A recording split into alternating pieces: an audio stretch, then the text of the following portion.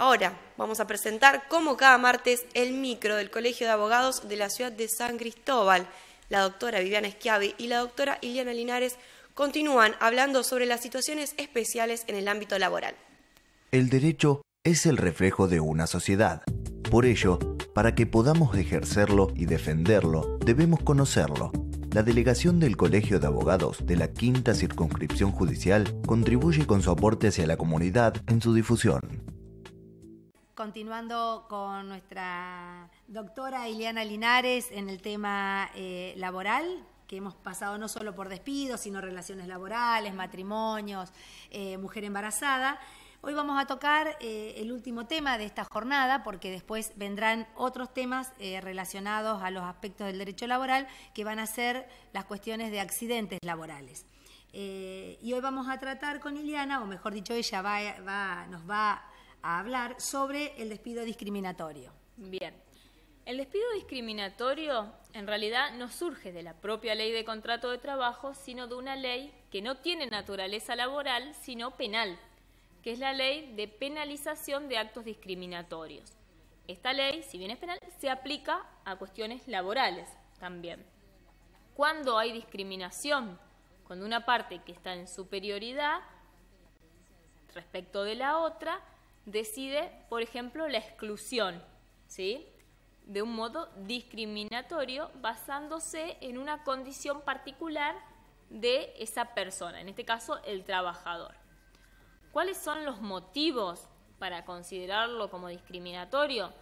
La ley no hace una enumeración taxativa, sino que es enunciativa, ¿sí? Es abierta la enumeración. Se pueden agregar otras causales, ¿sí? No hay que apegarse únicamente a lo que dice la ley en ese sentido. ¿Cuáles son algunas de las causales que se han reconocido como despido discriminatorio? Por ejemplo, cuestiones de salud, trabajadores enfermos de SIDA, hepatitis, cáncer, cuestiones de edad, por edad más avanzada, cuestiones políticas, por la expresión de sus ideas políticas, sus preferencias políticas, religiosas también. También como represalia. ¿Qué significa esto? El despido represalia. Sería el trabajador reclama algo que les corresponde por derecho, ejemplo, la registración, y como consecuencia de esto es despedido. Otra posibilidad es la represalia sindical.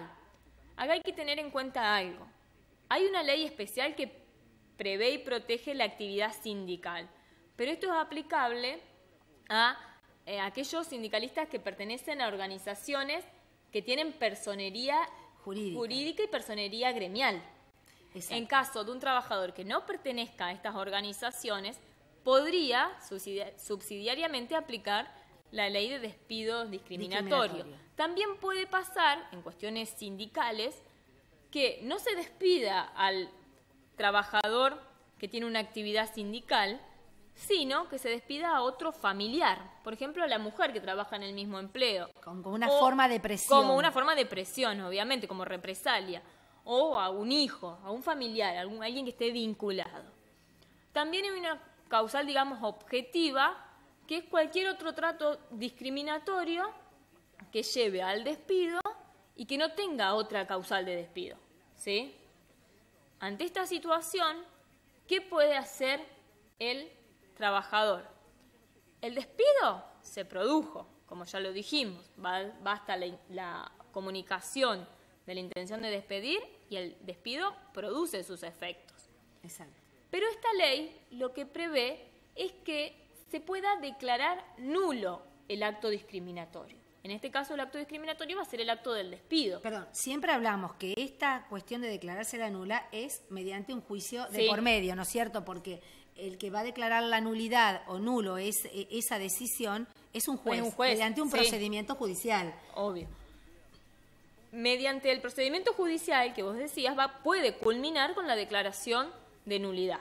No Exacto. Siempre, a lo mejor no. A lo mejor no. En caso de que proceda eso, el acto es nulo. Cuando un acto se declara nulo, las cosas deben volver a su estado anterior. En el caso del despido, ¿cómo sería volver a su estado anterior? La reincorporación del trabajador. Se prevé que se pueda reincorporar. ¿Qué sucede?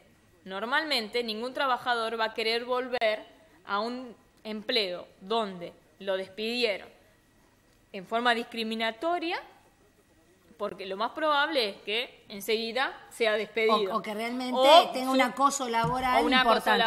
Pero además, sumado a eso, tenemos que las decisiones judiciales no son rápidas. Claro, entonces lo más probable es que el Dentro de un trabajador, par de años, durante lo que duró el proceso judicial, haya conseguido un otro nuevo trabajo empleo. y no va a dejar ese trabajo para volver a ese donde lo despidieron y en esas condiciones. Entonces, ¿cómo resolvemos esto? Lo común es que se resuelva mediante una indemnización por los daños que ha sufrido el trabajador por ese despido discriminatorio. O sea, indemnización que si el trabajador no cuestiona la medida, no procede esa indemnización. No, tiene que decir que Tiene ese despido claro, es... tendría en todo caso la indemnización por el 245, Claro, pero tendría, no la agravada, digamos. tendría la indemnización por despido. Acá se indemnizaría el daño sufrido por ese acto discriminatorio. Exacto.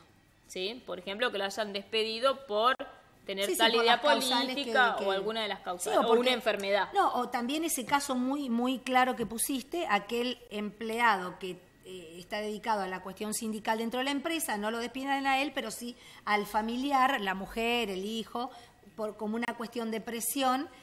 Para que el otro deje esa actividad sindical, ¿no es cierto? Entonces, bueno, ahí tendría que hacer todo un proceso para demostrar que no va a ser una prueba fácil, porque estamos hablando no del que tiene el cargo del en el sindicato, sino el familiar. Es una prueba muy compleja, pero si se prueba... Hay que probarlo, obviamente, hay que probar que es Que discriminatorio. es discriminatorio, tendría derecho a esa indemnización. Bueno, llegamos hasta acá en este Culminamos. día martes.